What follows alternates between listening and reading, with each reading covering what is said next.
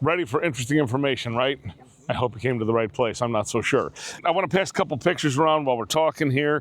We're talking about John Bice Turner, and I have a picture of him here, a picture of the first train engine they actually purchased, used at the used train store, and a picture of Mary McConnell, who's also involved, and you'll hear more about tonight. So let me hand those out, and you can pass those babies around while we're doing this. It's sort of in the first person thing. And we don't have a grave here. My name's John Bice Turner. I was born in Colchester, New York in 1799. But I made my life here in Illinois. Like many others, particularly after 1925 when the Erie Canal opened, I came west to Chicago in the 1830s. Starting out in the livery business, over time my path led me to the railroads, and I became president of the Galena and Chicago Union Railroad, the very first railroad to run out of Chicago instead of into it. The railroad was everything in those days. It opened the door to growth, settlement, and industry. I took a very active role. In fact, I was known to climb the lookout tower at the Kinzie Street Depot in Chicago just to watch for trains and announce their arrival. I used a marine-type long telescope. I could see 6 miles out to Austin. When the train started heading west out of Chicago, I positioned myself to be at the literal center of 2 train lines. The first junction of railroads happened to be right on a plot of land I may or may not have made sure would welcome such rail lines right through it. The Galena and Chicago Union plus the St. Charles Branch Railroad. I owned land at that crossing, and in 1855 I laid out a town plat called Junction. A few years later, Dr. Joseph and his wife Mary McConnell platted their land to the north, and they named it Turner in my honor. You'll hear more about them a little later tonight. Together, our 2 plats came to be known as Turner Junction informally, and in 1873 the village was formally incorporated under the name Turner.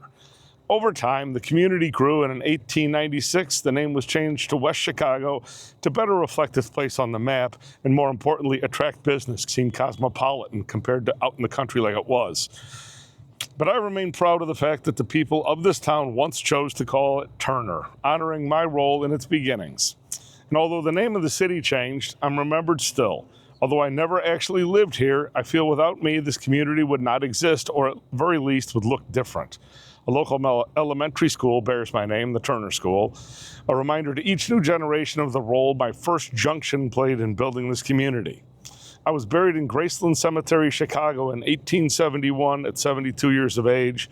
I was twice married. My first wife, Martha, died in 1853 at only 54 years of age. My second wife, Adelaide, died in 1890 at 91 or 92 years of age. He lived a long time. He had 5 children, the last of which was by Adelaide. The first 4 was by his first wife. And that's what we know about John Bice Turner. We have a little railroad song here to go along with. Join us. We're going to let her fly. Oh.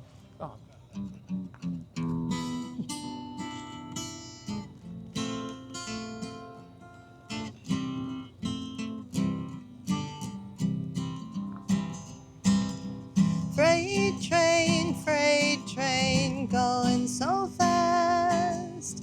Freight train, going so fast.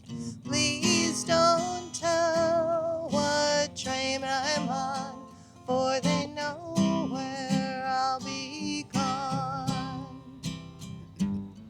When I'm dead and in my grave, no more good things shall I crave.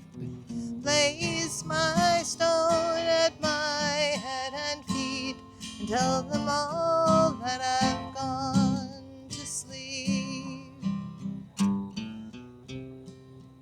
Freight train, going so fast.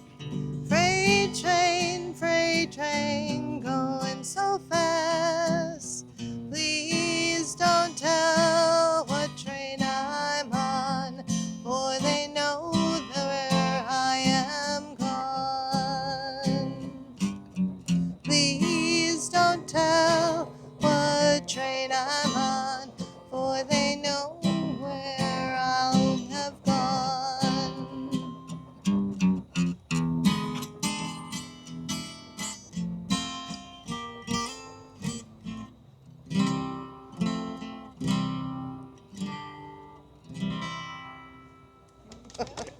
There we Thank have it. you.